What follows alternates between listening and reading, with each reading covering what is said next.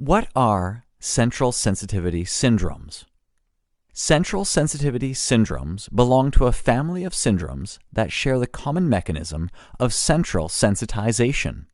Central means the problem is at the level of the brain and the spinal cord.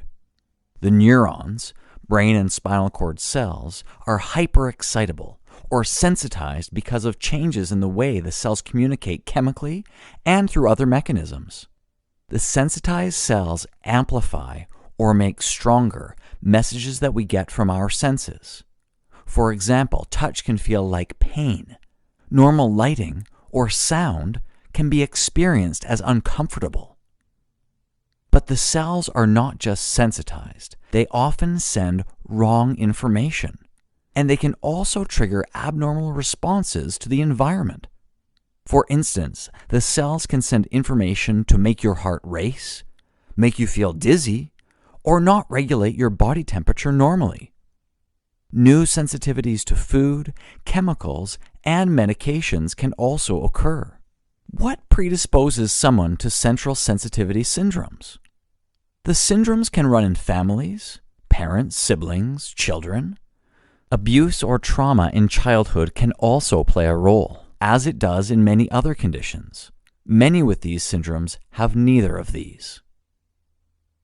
What are triggers or precipitants for central sensitivity syndromes?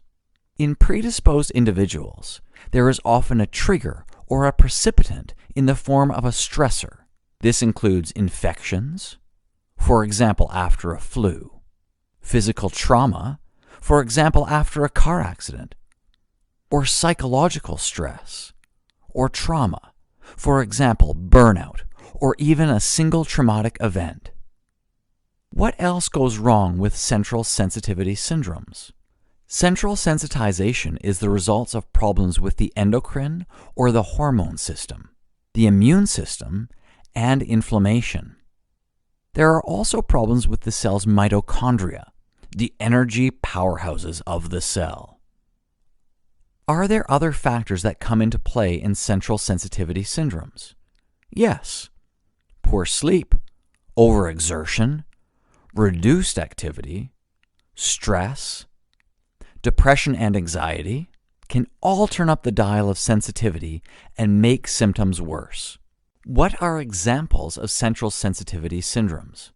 Fibromyalgia, myalgic encephalomyelitis, chronic fatigue syndrome, irritable larynx syndrome, multiple chemical sensitivities, chronic Lyme-like syndromes, irritable bowel syndrome, tension-type headaches, temporomandibular disorders, postural orthostatic tachycardia syndrome, non-cardiac chest pain, costochondritis, restless leg syndrome, post-traumatic stress disorder, myofascial pain syndrome, and pelvic pain syndromes. Neuroendocrine immune dysfunction can come from a number of different factors, including genetic predisposition, environmental and chemical factors, neonatal childhood trauma, psychological factors like stress, autonomic nervous system dysfunction, as well as poor sleep, physical trauma, infections and inflammation, and other factors, which all lead to a hyperexcitement of the neurons that leads to central sensitization, which leads to central sensitivity syndromes.